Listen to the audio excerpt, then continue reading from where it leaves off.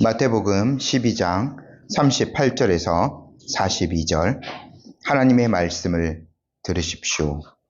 그때에 서기관과 바리새인 중 몇 사람이 말하되 선생님이여 우리에게 표적 보여주시기를 원하나이다.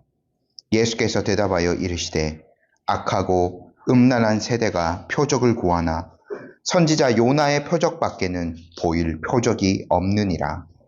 요나가 밤낮 사흘 동안 큰 물고기 뱃속에 있었던 것 같이 인자도 밤낮 사흘 동안 땅속에 있으리라.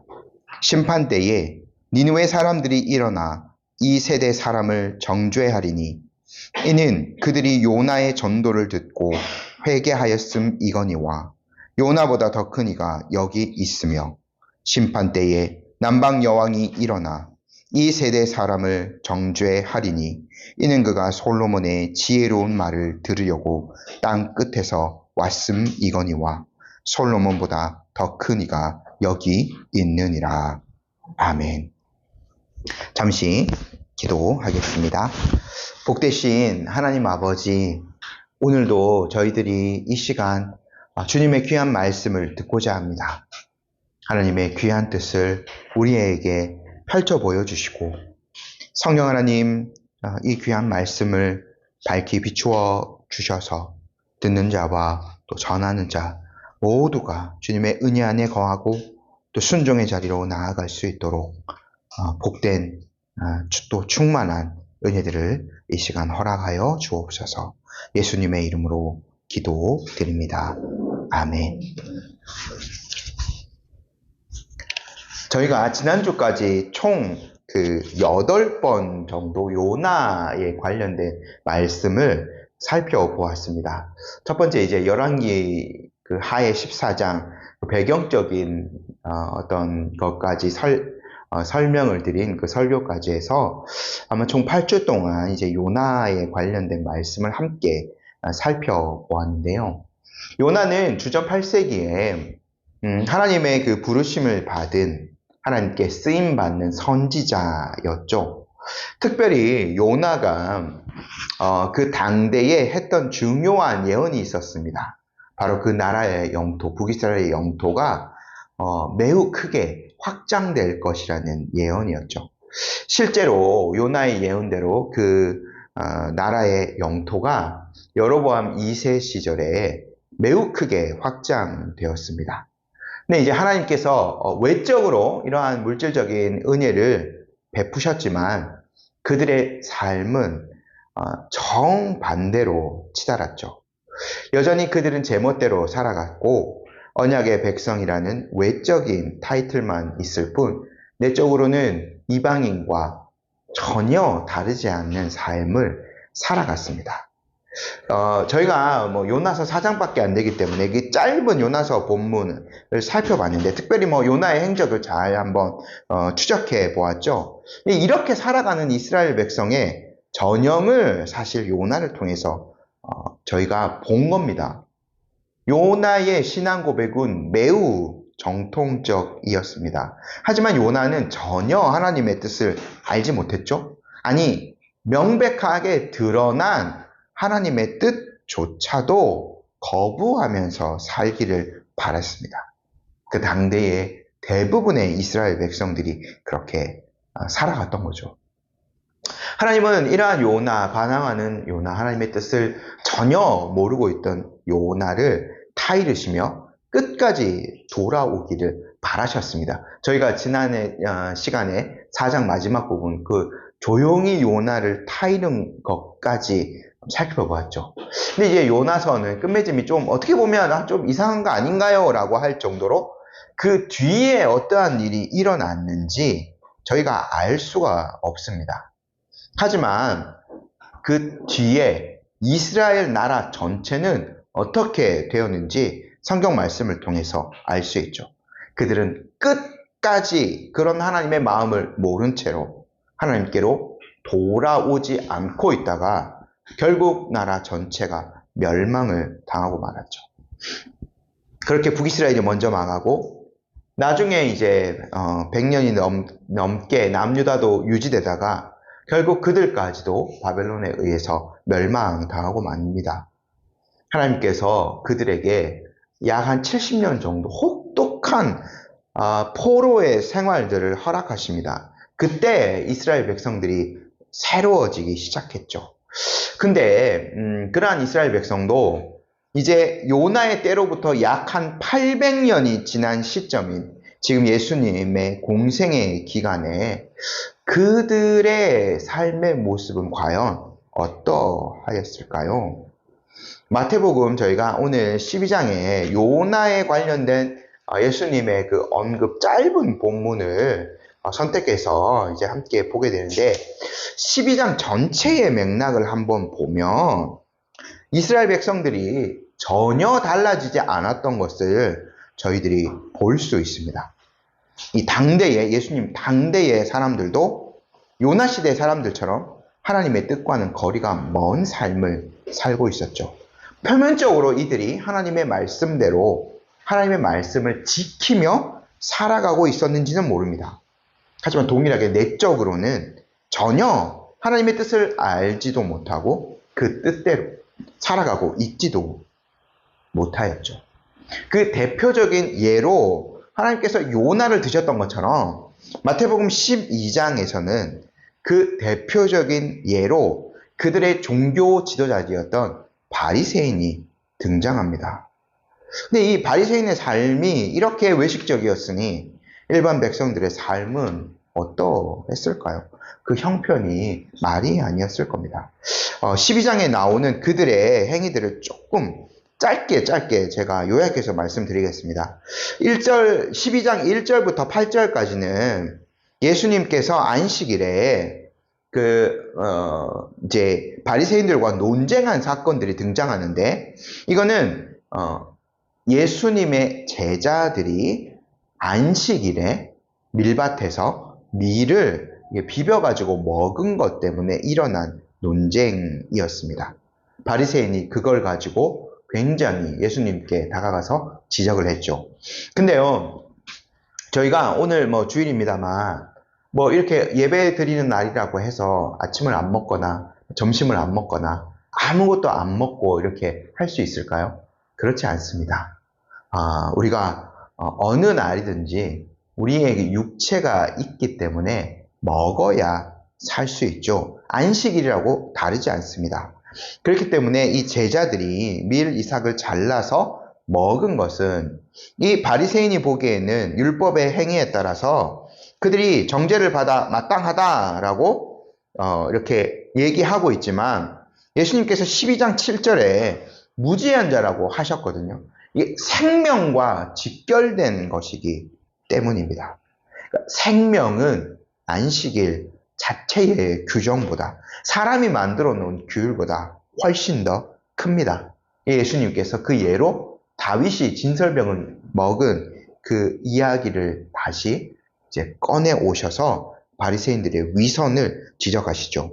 9절부터 21절의 이야기도 안식일에 있었던 일입니다. 한쪽 손 마른 사람을 치유하신 그 사건이 등장하는 본문이죠. 바리새인들은요, 안식일에 병을 고치는 것이 불가능하다라고 생각했습니다. 안식일, 그들의 조상들이 만들어 놓은 안식일의 규정이 생명보다 더 큰 것이었죠. 하지만 예수님께서는 이 사람들에게 그 안식일에 손 마른 사람을 고치시면서 생명의 가치가 그 사람들이 만들어 놓은 규정보다 훨씬 더 크다는 것을 알려주십니다. 근데요, 이 12장에 이 한쪽 손 마른 사람의 이 사건이 예수님의 공생에 있어서 굉장히 큰 전환점을 가져오는 사건이 됩니다. 14절을 보면요, 12장 14절을 보면 이 사건부터 바리새인들이 나가서 어떻게 해서 예수님을 죽일까 의논하게 되거든요. 그러니까 본격적으로 바리새인들이 예수님의 그 죽음을 계획하게 되는 아주 큰 계기가 되는 사건이 바로 이 한쪽 손 마른 사람을 고친 사건이었죠. 근데 예수님께서 가르치신 것은 동일합니다. 생명의 가치가 훨씬 더 귀중하다는 것을요.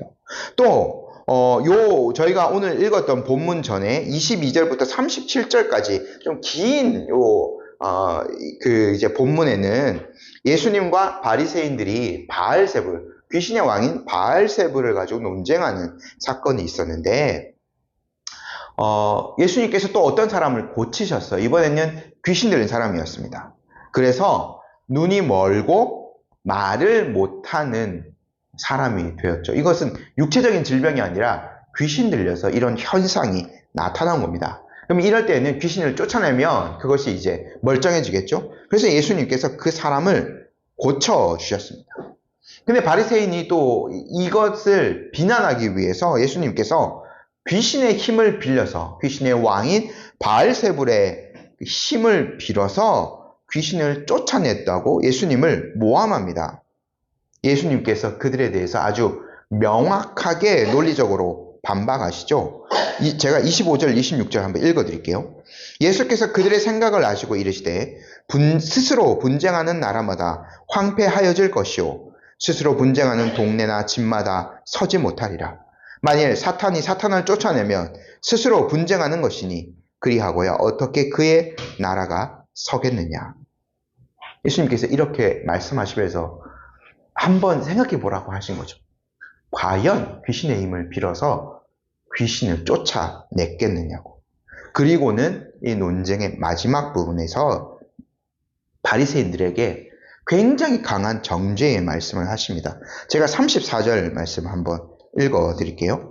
독사의 자식들아, 너희는 악하니 어떻게 선한 말을 할 수 있느냐? 이는 마음에 가득한 것을 입으로 말함이라.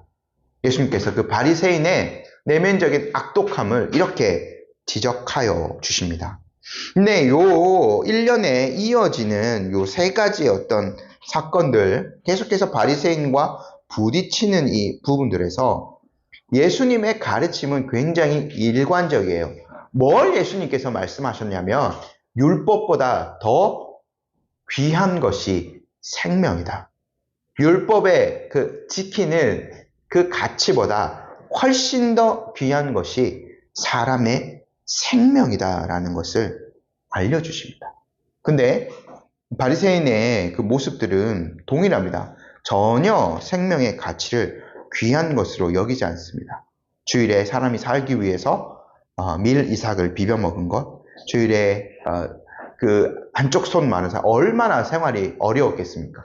그 사람을 예수님께서 고쳐주신 것, 주일에 안식일에 이 귀신 들려서 눈이 멀고 또 귀가 들리지 않는 그 사람의 귀신을 쫓아내 주셔서 정상적인 삶을 살 수 있게 해주신 것, 모두 다 사실은 생명의 어떤 것과 연결된 것이죠.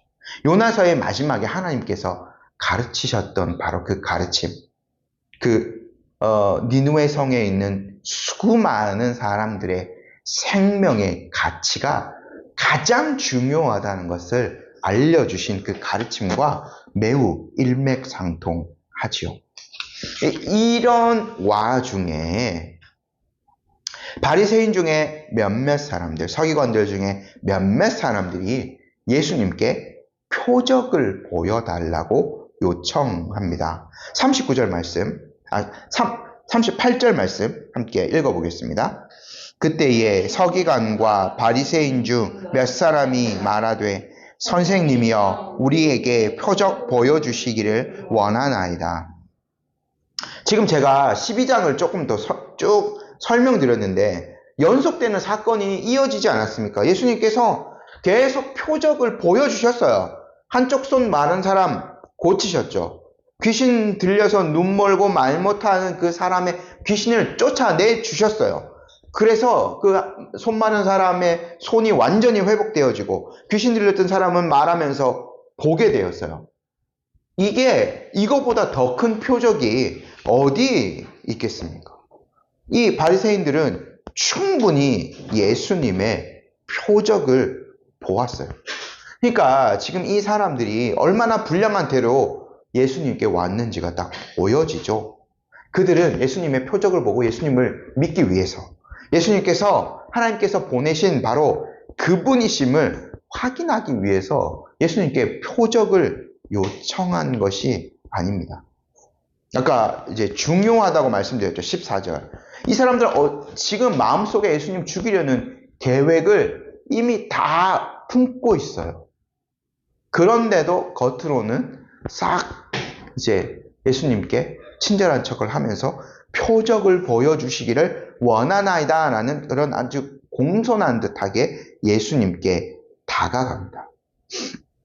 이들은요, 예수님이 어떤 표적을 보여주신다 할지라도 결코 만족하지 못할 자들이었어요. 사실은 이들이 예수님께 대하여 이러한 표적을 요구한 것은 예수님에 대한 일종의 빈정거림이라고 볼 수 있겠죠. 그래서 예수님께서 그들에게 독사의 자식들이라는 굉장히 경멸적인 표현을 한 것은 매우 합당한 것이었다고 보여집니다. 또요, 이들이 예수님을 뭐라 부릅니까? 선생님이요 라고 부릅니다. 이 당시에 굉장히 존중하는 표현이거든요. 근데 이것도 알고 보면 이 굉장히 또 뒤집어서 보면 무례하게 예수님을 대하는 거예요. 이 당시에도 마찬가지고 지금도 마찬가지입니다. 누구에게 선생님이라고 부르는 것은 그 상대방의 가르침을 받고 따르겠습니다라는 뜻이 담겨져 있어요. 나보다 더 나은 분이기 때문에 선생님이라고 부르면서 우리가 그분께 지식도 배우고 인격도 가르침을 받고 하는 것이지 않습니까? 그런데요, 바리새인들은 전혀 예수님의 가르침을 인정하지 않았죠. 멸시하고 거절했습니다. 예수님이 무엇을 말씀하시던지 간에 어떤 표적을 일으키시던지 간에 그것을 인정하지 않기를 이미 마음에 딱 작정을 한 사람들이에요. 아까 바로 직전에 귀신을 쫓아냈는데 귀신의 힘을 빌린 것이다라며 말도 안 되는 소리로 예수님을 모함했지 않습니까? 전혀 예수님의 그 어떤 말이라던가 표적을 받아들이지 않기로 작정한 자들이에요. 그러면서도 이 사람들은 표리부동하게 예수님께 선생님이라는 호칭을 사용합니다. 굉장히 위선적인 거죠. 이런 사람들에게 이런 상황에서 예수님이 어떤 표적을 보여주실 수 있겠습니까? 전혀 이들에게 표적을 보여주실 필요도 없으신 거죠. 설령 예수님께서 앞에서 나오는 여러 이적들과 비슷한 어떤 것들을 그 사람들 앞에서 실행하셨다 할지라도 이들은 그 표적 때문에 예수님을 믿거나 하나님께 영광을 돌리지도 않았을 겁니다. 그래서 예수님은 이 사람들에게 결코 어떠한 표적도 더 보여주시지 않으셨죠. 그들에게 그것을 보여주실 필요는 없었지만 그들을 가르치시기 위해 미래에 있을 한 가지 가장 위대한 표적에 대한 말씀을 그들에게 해 주십니다. 그것이 바로 선지자 요나의 표적이죠. 39절, 40절 말씀 저희 함께 한번 읽어보겠습니다. 예수께서 대답하여 이르시되 악하고 음란한 세대가 표적을 구하나 선지자 요나의 표적밖에는 보일 표적이 없느니라. 요나가 밤낮 사흘 동안 큰 물고기 뱃속에 있었던 것 같이 인자도 밤낮 사흘 동안 땅속에 있으리라. 예수님께서요, 요나의 표적을 이야기하시는데, 요나의 표적을 이야기한 것은 예수님의 부활을 염두에 두고 이 말씀을 하신 거예요. 자, 근데 우리가 예수님의 일으키셨던 공생애 동안 수많은 표적들을 일으키셨는데, 예수님이 부활하신 다음에도 표적을 일으키신 적이 있는가 한번 저희가 생각해 볼 필요가 있습니다. 어떤 놀라운 눈에 보일 만한 어떤 기이한 일을 예수님께서 행하신 적이 있는가 한번 생각해 봅시다. 몇 차례 떠오르는 것이 있을 겁니다. 예수님께서 죽임을 당한 이후에 제자들은 두려워서 떨고 있었죠. 그래서 이 제자들이요, 자기들이 모여서 모임을 하고 있던 그 집의 모든 문들을 꽁꽁 닫아 놓았어요. 근데 요한복음 20장 19절을 보면 예수님께서 거기에 불쑥 그냥 나타나 버리시죠. 그러니까 그냥 단순히 얘기하면 그냥 그 벽 같은 걸 뚫고 그냥 예수님께서 불쑥 나타나신 거예요. 한 차례가 아니라 그때 없었던 도마에게 한 번 더 보여주시기 위해서 두 차례나 그렇게 예수님께서 나타나셨어요. 그리고요, 또 요한복음 21장을 생각해 보면 갈릴리에서 제자들이 내려가서 그들이 물고기를 잡고 있을 때 예수님께서 나타나셔서 그들에게 그물을 배 오른쪽에 던지라 라고 말씀하셨죠. 그렇게 해서 제자들이 아무것도 그 전까지는 못 잡고 있었는데 예수님의 그 말씀을 듣고 순종하여서 그물을 내렸더니 물고기가 엄청나게 많이 잡혔죠. 그물이 거의 찢어질 정도로. 그게 153마리였습니다. 근데 이 정도면 그물이 찢어져야 되는데 그물이 찢어지지 않았죠. 이것 또한 이 표적이라고도 볼 수 있습니다. 근데 부활하신 이후에 이러한 예수님의 일으키셨던 표적은 제자들에게 좀 국한해서 나타내신 것들입니다. 대중적으로 어떠한 것들을 나타내신 적은 부활하신 이후에는 좀 찾기 어렵죠. 근데 대중적인 사역을 하시면서 예수님께서 마지막으로 표적이라고 할 수 있는 것을 일으키신 것은 바로 부활입니다. 이 바리새인들과도 관련이 있죠. 왜냐하면 이 바리새인이 14절의 말대로 예수님을 죽일까 의논해서 그걸 그대로 실행합니다. 그래서 그들의 계획처럼 예수님이 십자가에 못 박혀 돌아가셨죠. 베드로의 표현을 따르면 사도행전 2장의 베드로의 표현을 따르면 그들은 이 계획을 실행하기 위해서 법 없는 자들, 즉 이방인의 손을 빌려서 예수님을 못 박았습니다. 총독 빌라도를 충동질해서 예수님을 십자가형에 처한 것이죠. 하지만 예수님께서는 하나님이 정하신 대로 그 죽음에서 3일째 되는 날 다시 살아나셨습니다. 죽음도 예수님을 이기지 못하였죠.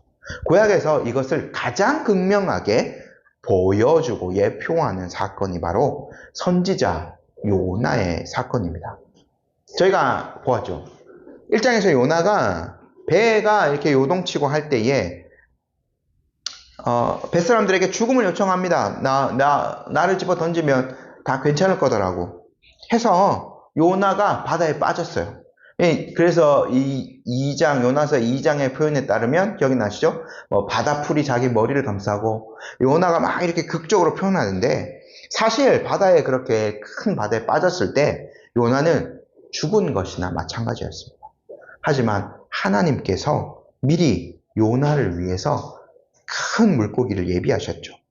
제가 그때 있었던 어떤 기적이 될 만한 요소들을 말씀드렸습니다. 그 물고기를 미리 예비하신 것, 요나가 떨어지는 그 바다에 물고기를 준비시켜 주신 것, 그리고 그 물고기가 요나의 몸을 상하지 않고 삼켜버리게 하신 것, 또 물고기 뱃속에서 3일 동안 살아 있을 수 있도록 그 물고기 뱃속에서 모든 환경들을 조성하여 주신 것, 이 모든 것들이 세세한 하나님의 돌봄이었죠. 이것이 없었다면 요나는 물고기 뱃속에서 밤낮 사흘간을 살아있지 못했을 겁니다.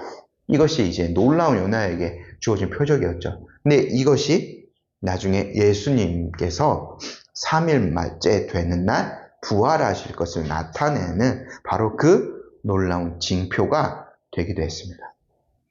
근데 예수님의 부활, 지금 요 말씀을 하시는 이 시점에서 그 선지자 요나에게 있었던 표적보다 더 큰, 더 놀라운 표적이 있을 겁니다. 예수님은 실제로, 요나는 거의 죽은 거나 마찬가지였지만 요나가 실제로 목숨을 잃지는 않았습니다. 하지만 예수님은 실제로 가장 잔인하게 생명을 빼앗기실 겁니다. 십자가 상에서 예수님께서 이제 운명하셨을 때 로마 군인이 생존을 확인하죠. 창으로 찌릅니다. 물과 피가 쏟아졌죠. 이미 십자가 상에서 예수님은 숨을 거둔 상태였습니다. 그리고 그 이전에 엄청나게 많은 신문과 채찍질을 당하죠. 예수님의 몸은 만신창이었습니다. 그래서요, 로마 군병들이 구레네 사람 시몬을 지목하여서 대신 그 십자가 나무 틀을 치고 가게 한 겁니다. 이미 예수님의 몸은 만신창이였거든요. 그런데 그 몸을 가지고 계신 예수님께서 3일째 되는 날, 성부 하나님께서 예수님의 그 몸을 다시 일으키신 거죠. 예수님의 몸의 체온이 돌아오고 또 이 지구상에서 살아갈 수 있도록 다시 숨을 쉬기 시작하셨습니다. 이것이 예수님이 어떻게 보면 대중적으로 마지막으로 일으키신 표적이라고 볼 수 있죠. 이것은요, 이 놀라운 마지막 표적을 믿는 것이 구원을 얻는 데 있어서 가장 결정적인 요소가 됩니다. 나중에 사도 바울이 로마서에서 이렇게 이야기합니다. 10장 9절에 만일 내가 내 입으로 예수를 주로 시인하며 또 하나님께서 그를 죽은 자 가운데서 살리신 것을 내 마음에 믿으면 구원을 받으리라. 예수님을 주로 시인하는 믿음이 필요하고요. 예수님이 죽은 자 가운데서 다시 살아나시고 이 마지막 예수님의 표적을 마음으로 믿으면 구원이 임할 것이라고 바울이 말합니다. 지금 이 순간에 아무것도 예수님에 대해서 믿을 생각도 없는 자들이었지만 이들조차도 예수님을 주로 시인하고 부활하신 예수님의 그 표적을 믿는다면 구원을 받을 것이죠. 이렇게 그 예수님의 생애에 있어서 그리고 그 이후에 살아가는 사람들에 있어서 부활 자체가 그리고 그것을 믿는 것은 구원에 있어서 가장 핵심적인 요소라고 볼 수 있습니다. 그래서 예수님께서 지금 이 표적을 요나의 표적을 들어서 자기가 밤낮 사흘 동안 땅속에 있을 것이다. 하지만 요나가 다시 살아났던 것처럼 자신이 살아날 것이 이것을 믿는다면 구원이 있을 것이다 라고 말씀해 주시는 거죠. 이 표적은 그들에게 새로운 구원의 기회이자 최후의 구원의 기회가 될 것입니다. 근데요, 저희가 이 말씀을 좀 잘 보면 39절에 예수님이 이렇게 시작하시죠. 악하고 음란한 세대가 표적을 요구한다는 말씀을 먼저 하십니다. 이러한 지금 불손한 태도를 보이고 있는 바리새인과 그 당시 세대를 평가하신 말씀인 거죠. 악하다라는 말은 그들의 마음속에 있는 것을 말씀하신 거고요. 음란하다라고 말한 것은 하나님과의 관계에 있어서 실패한 것을 나타내는 표현입니다. 사실 조금만 더 자세하게 살펴보면 이 악하다라는 말은 해롭다 또는 해친다라는 뜻을 의미합니다. 지금 예수님께서는 요 둘 다 해롭고 또 해친다 요 두 가지 다를 넣어서 아마 말씀하시는 것 같아요. 그들이 미치는 영향력을 드러내 보이는 표현이죠. 바리새인들 겉으로 보기에는 얼마나 화려한 종교성이 있었습니까? 하지만 그들은 예수님의 지적대로 본질적으로 사악한 자들이었죠. 아까 읽었던 대로 예수님은 그들을 독사의 자식들이라고 표현했습니다. 그들의 마음이 악하니까 악한 것을 내뿜을 수밖에 없는 것이죠. 외적인 신앙 윤리와 겉모습에도 불구하고 그들은 선한 영향력이 아니라 오히려 악한 영향력만 나타냈을 뿐입니다. 그리고 그들의 영향을 받은 그 세대는 바리새인들 자체만큼이나 악했죠. 요나가 떠오를 수 있습니다. 요나, 그 하나님의 그 하늘과 또 땅을 지으신 이 육지와 또 이 바다를 지으신 하늘의 하나님 여호와를 믿는다고 말했지만 벳사람들에게 어떤 사실 선한 영향력도 주지 못하였죠. 니느웨 사람들에게도 마찬가지였습니다. 바리새인은 그보다 더 악한 영향력을 그들이 주고 있었던 거죠. 음란한이라는 말도 매우 엄중한 표현입니다. 예, 예수님께서 이를 보통 이건 7계명과 10계명의 7계명과 연관시켜서 볼 수 있는데, 네, 이제 예수님이 여기서 말씀하신 건 육체적인 것보다는 영적으로 그들이 음란하다라고 지적하신 겁니다. 이것도 요나의 시절과 비교해서 설명드릴 수 있습니다. 요나 때의 동시대의 사역자였던 호세아를 통해서 하나님께서 그 이스라엘 백성들이 얼마나 음란하게 정말 정절을 지키지 못하고 하나님을 배반하고 있는지를 말씀해 주셨죠. 호세아 제가 1장 2절 말씀 한번 읽어드릴게요. 여호와께서 처음 호세아에게 말씀하실 때 여호와께서 호세아에게 이르시되 너는 가서 음란한 여자를 맞이하여 음란한 자식들을 낳으라. 이 나라가 여호와를 떠나 크게 음란함이라 하시니. 요나 살던 그 시대 동시대입니다. 주전 8세기예요. 그 사람들이 크게 음란하게 살아가고 있어요. 영적인 간음죄를 범하고 있다는 것이죠. 저희가 결혼을 하면 10계명의 준행에서 생각해보면 한 남자와 한 여자가 결합해서 한 가정을 이루게 됩니다. 서로에게 모든 것들을 충성하고 그 결혼의 언약을 지키는 것이 혼인생활의 기본이 됩니다. 이것을 저버리며 7계명을 저버리는 것이, 이것을 저버리는 사람은 음란한 사람입니다. 이스라엘 백성들과 하나님은 사실 출애굽기에서 광야에서 하나님께서 언약의 돌판을 주시고 언약의 말씀을 주시고 그들과 언약을 맺었을 때 사실 하나님과 이스라엘 백성이 혼인한 거나 마찬가지입니다. 하나님은 그들의 하나님으로서 그들에게 복을 주시고 그들의 삶을 친히 인도하실 것이고, 또 언약 백성으로서 이스라엘 백성들은 하나님의 말씀을 지키며 오직 여호와만 따르고 섬기며, 이것을 여호수아가 다시 한번 확인했죠. 그렇게 살아가는 관계를 맺었어요. 혼인관계를 맺은 거나 마찬가지죠. 하지만 세월이 계속 흐르고 이 사람들은 계속해서 여호와만을 섬기고 있지 않습니다. 다른 것을 계속 찾고 또 다른 것을 통해서, 다른 어떤 우상들을 통해서 만족감을 얻으려고 했던 거죠. 사람이 가늠죄를 범한 것처럼 이 이스라엘 백성 전체가 영적인 그 음란에 빠져 있었던 겁니다.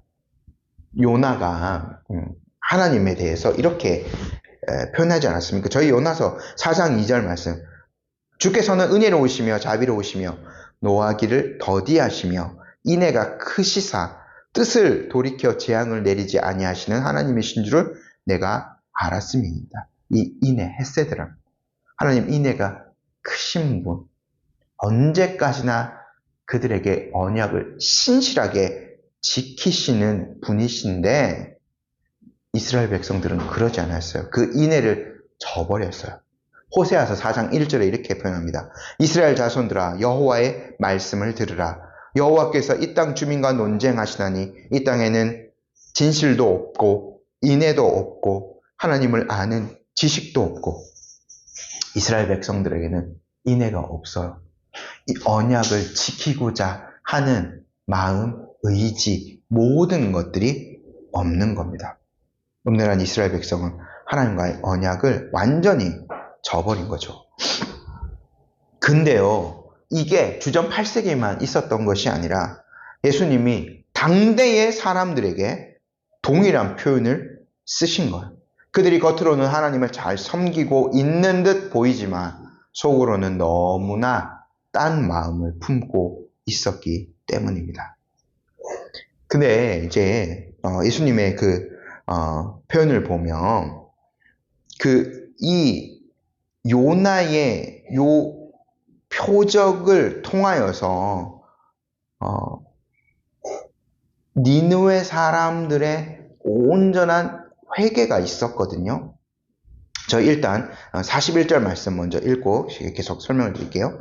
읽어보겠습니다. 심판 때에 니느웨 사람들이 일어나 이 세대 사람을 정죄하리니 이는 그들이 요나의 전도를 듣고 회개하였음이거니와 요나보다 더 큰 이가 여기 있으며, 이 악하고 음란한 세대와 요나 시절의 니느웨 사람들은 너무나 대조되는 그 주체들입니다. 저희가 3장에서 다 이제 살펴봤죠. 요나서 3장에서요. 그 사람들은 순전한 마음으로 하나님의 말씀을 받았습니다. 그 표적을 믿은 거죠. 선포되는 말씀을 믿은 거죠. 요나가요, 거기에 갔던 것 자체가 그 땅 가운데 한 표적이 됩니다. 그리고 그것보다 또 중요한 것은 뭐냐면, 그런 표적이 되는 요나가 그곳에 가서 하나님의 말씀, 비록 짧은 그 마디의 선포였지만 그것이 여호와께서 내리시는 심판이신 것이 분명히 그 선포를 통해서 드러났죠. 니느웨 백성들은 그것을 귀 기울여 들었습니다. 그리고 궁극적으로 그들은 회개하였죠. 크고 작은 자를 막론하고 심지어 니느웨 왕조차도 자신의 왕의 지위를 내려놓고 왕의 의자에서 내려와서 제 위에 앉아서 회개하는 역사들이 있었습니다. 이것이 요나의 표적인 거죠. 근데 예수님께서 말씀하신 악하고 음란한 세대를 다시 한번 살펴봅시다. 이스라엘 백성, 그 800년 정도 지난 뒤에 음란한 그 세대라고 지칭하신 그 시대를 한번 살펴봅시다. 예수님께서 요나보다 훨씬 더 큰 사람이 여기에 있다라고 말씀하시죠. 요나 참으로 부족한 사람이지 않았습니까? 불완전한 사람이지 않았습니까? 그리고 사랑이 없는 자이지 않았습니까? 예수님은요, 이 요나를 포함한 모든 선지자들이 예언하신 바로 그분입니다. 하나님의 권위와 모든 능력을 소유하신 분이시죠. 그리고 예수님은 사랑이 인애가 넘치시는 그러한 분이십니다. 그런 분께서 직접 사람이 되셔서 하나님의 말씀을 선포하시고 하늘나라의 표적을 행하여 주셨어요. 근데 악하고 음란한 세대였던 그 사람들은 그것을 받지도 않았습니다. 회개함으로 굴복하지도 않았어요. 그러므로 이들은 참으로 큰 부끄러움을 최후에는 당하게 될 겁니다. 회개한 니느웨 백성들에게 부끄러움을 당할 것입니다. 그들의 믿음 없음이 드러나서 종국에는 수치를 당할 것입니다. 예수님께서 한 가지를 더 말씀하시죠. 남방 여왕입니다. 42절 말씀 저희 함께 읽어볼게요. 심판 때에 남방 여왕이 일어나 이 세대의 사람을 정죄하리니 이는 그가 솔로몬의 지혜로운 말을 들으려고 땅끝에서 왔음이거니와 솔로몬보다 더 큰 이가 여기 있느니라. 예수님이 남방 여왕이라고 표현하셨는데 열왕기상에 그 솔로몬의 직접적인 이야기가 나오는 본문을 보면 스바의 여왕이라고 표현되어 있습니다. 땅끝이라고 이제 되어 있는데, 거기서 땅끝은 이제 아라비아 반도의 끝을 이제 이야기하는 것일 겁니다. 그러니까 현재의 예멘, 사우디아라비아 밑에 예멘이랑 오만이라는 나라가 있는데, 이렇게 아마 지리적으로 보면 그 예멘 지역에 있었던, 그냥 일반 역사에서는 사바 왕국이라고 부르고 있는데, 예멘과 그 예멘에서 바다 살짝 건너가서 있는 그 소말리아 지역에 있는 그 왕국이 이제 사바 왕국이었는데, 그 여왕이 솔로몬의 지혜를 소문으로 듣고 그것을 직접 듣고자 수백 킬로 떨어진 곳까지 예물을 가지고 여행을 해서 솔로몬의 그 지혜를 직접 경험하였죠. 그러니까 이 사람은 뭔가 하나님의 말씀을, 그렇게 하나님의 지혜를 듣고 싶어 했던 자입니다. 수백 킬로를 왔어요. 근데요, 지금 악하고 음란한 세대인 이 바리새인들, 또 몇몇 지금 서기관들 예수님께 요청하고 있는데, 하나님의 말씀이 바로 자기 귀 옆에서 들려지고 있어요. 하늘나라의 표적이 바로 자기 눈앞에서 보여지고 있어요. 그런데도 이것을 듣지 않습니다. 그 표적을 보고도 믿지 않습니다. 예수님께서 이와 같은 두 가지 그 비교를 통해서 요나 시대 니느웨 사람, 그리고 남방 여왕, 그 사람들과 지금 이 악하고 음란한 세대를 비교하면서 그 시대를 온전히 정죄하시는 거죠. 예수님은 니느웨 성을 회개시켰던 요나보다 훨씬 더 큰 분이지 않습니까? 남방 여왕이 교훈을 듣기 위해서 그 이유였던, 열심을 내어서 찾아갔던 이유인 그 솔로몬보다 훨씬 더 위대한 분이시지 않습니까? 예수님이 실제로 성육하신 말씀이기 때문에 그러합니다. 이 사람들은요, 이 지금 서기관들이 성경 필사하는 사람들 아닙니까? 이 얘기 모를까요? 니느웨, 이 요나서, 그리고 이 솔로몬의 이야기를 다 구약 성경에 기록되어져 있지 않습니까? 당대에 누구보다 하나님의 이 말씀을, 이 두 이방 사람들의 이야기를 가장 잘 알고 있는 친숙한 사람들이었어요. 이들도 언약의 사실은 후손들이죠. 근데요, 니느웨 사람들은 언약 밖에 있었어요. 가장 사악한 사람이라고 당대에 알려져 있었죠. 남방 여왕, 그 사바 왕국, 수백 킬로 떨어진 정말 땅끝에서 왔습니다. 언약 밖에 사람들이었고, 이스라엘 백성이 누리던 선민적인 그 특권들과는 전혀 관계없는 자들이었죠. 하지만 하나님의 계시의 그 빛을 아주 희미하게나마 보았던 이들은 그 가르침에 순종하였어요. 그래서 그들이 언약의 자손처럼 여겨지게 되었고, 하나님의 말씀을 받은 자들이 되었습니다. 이 사람들에게는, 더 많은 유대인들에게는 특권이 있지 않았습니까? 성전도 이들에게는 있어요. 아까 서기관 말씀드렸지만 그 놀라운 하나님의 말씀이 이들에게 온전히 주어졌습니다. 하지만 이들의 행실은 예수님의 지적대로 너무나 사악하고 너무나 음란합니다. 이것들만 보여지고 있어요.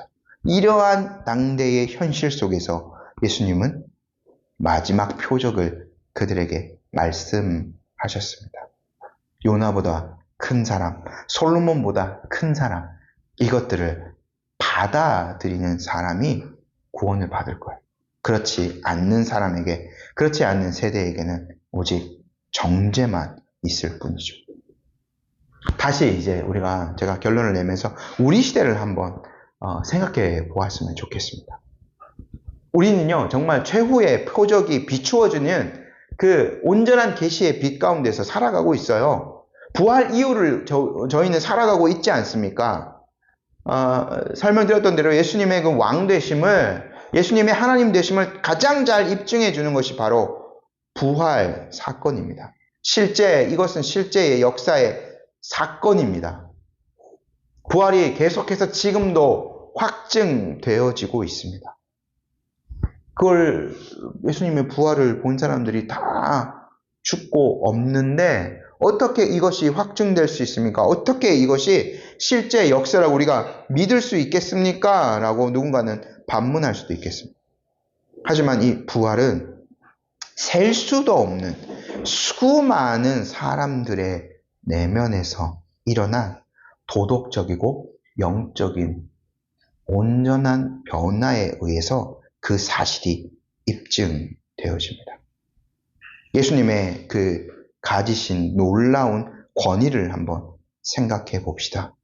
그 능력, 그것은 예수님이 당대의 귀신을 쫓아내 주셨던 바로 그 어떤 그 표적에 의해서만 나타난 것을 훨씬 더 능가합니다. 예수님은 인간의 마음을 온전히 소유하실 수 있고, 또 인간을 모든 악한 세력에서부터 순결할 수 있도록 지켜주시는 그러한 능력을 가지고 계시고, 그 능력의 모든 것들을 지금 예수님의 부활과 승천 이후에 보내주셨던 성령님을 통하여서 모든 성도들이 그것을 누릴 수 있게 해주신 거죠. 그래서 저희가 직접 예수님의 표적을 보지 않더라도 그 모든 것들을 알리시는 성령 하나님 덕분에 지금도 그 모든 예수님에 관한 것들을 믿을 수 있고, 이 당시에 악한 사람들, 악한 세대와는 다르게 그 하나님께 예수님을 통하여서 온전한 영광을 돌려드릴 수 있는 거죠. 지금도 부활하신 예수님의 그 능력이 성령님을 통하여서 드러나기 때문에 수많은 사람들의 삶 속에서 이 표적들이 가장 확실하다는 것이 입증되어지고 있습니다. 예수님이 그 두 가지 예로 드셨던 니느웨 사람과 남방 여왕, 니느웨 사람들을 어떻게 했습니까? 주님의 말씀이 선포될 때 마음이 연하여져서 회개하고 그분을 영접하였죠. 우리가 이러한 그 회개의 모습이 있어야 되지 않겠습니까? 예수님께만 죄의 용서가 있음을 깨닫고 돌이키는 것이 우리에게 있어야 되지 않겠습니까? 남방 여왕은 솔로몬의 지혜를 들으러 왔어요. 하나님의 말씀을 들으러 온 겁니다. 우리는 인간의 어떤 지혜로운 말을 들으러 교회에 오고 성경 말씀을 보는 것이 아니라 살아있고 지금도 역사하시는 주님의 말씀을 듣기 위해서 그분께로 나와야 합니다. 귀에 우리의 그 어떤 가려운 부분을 긁어줄 수만 있는 그러한 말씀으로 받는 것이 아니라 그 모든 말씀을 통해서 우리의 삶과 모든 행동들이 규정되어지고 또 인도함 받을 수 있는 그 말씀으로 받기 위해서 우리는 남방여왕처럼 주님 앞에 나올 수 있어야 되겠죠. 여기서 우리가 한 가지 더 나아가야 될 것도 있습니다. 우리가 이렇게 크고 놀라우신 예수님을 받는 것과 동시에 아까 제가 이 부분은 좀 설명드리지 않았는데 마태복음 12장에 17절부터 보면 마태가 예수님을 이렇게 설명합니다. 이는 선지자 이사야를 통하여 말씀하신 바 보라 내가 택한 종 곧 내 마음에 기뻐하는 바 내가 사랑하는 자로다. 내가 내 영을 그에게 줄 터이니 그가 심판을 이방에 알게 하리라. 그는 다투지도 아니하며 들레지도 아니하리니 아무도 길에서 그 소리를 듣지 못하리라. 상한 갈대를 꺾지 아니하며 꺼져가는 심지를 끄지 아니하기를 심판하여 이길 때까지 하리니 또한 이방들이 그의 이름을 바라리라 함을 이루려 하심이니라. 예수님의 사역을 통하여서 심판이 이방에게 알려지기도 하고요. 또 이방 사람들이 그의 이름을 궁극적으로는 바라게 됩니다. 그러니까 예수님의 사역을 통해서 놀라운 이제 복음의 말씀이 유대의 민족을 넘어서서 모든 땅끝까지 이제 선포되어지게 된 거죠. 예수님께서 마지막 말씀으로 승천하시기 직전까지 이것을 말씀하시지 않으셨습니까? 이제는 주님의 이러한 사역을 누가 이어받았나요? 교회가, 그분께서 성령님을 보내주셔서 세우신 교회가 이 일을 하게 됩니다. 또 변화된 성도들이 이방 사람들에게 땅끝까지 주님의 이름을 알리는 사역들을 하게 되는 겁니다. 그러니까 우리가 순전한 마음으로 주님의 말씀을 받고 그 주님의 뜻을 따라 살아가는 것과 동시에 이제는 이러한 그리스도의 이름을 이방 가운데 그것을 알지 못하는 많은 사람 가운데 알려야 할 의무가 있는 것이죠. 그래서 우리의 말과 행동 또 이 교회의 모든 사역들을 통하여서 요나보다 훨씬 더 크신 분, 솔로몬보다 훨씬 더 위대하신 그분을 이웃과 열방 가운데 나타내시기를 간절히 소망해 봅니다. 아멘. 함께 기도드리도록 하겠습니다.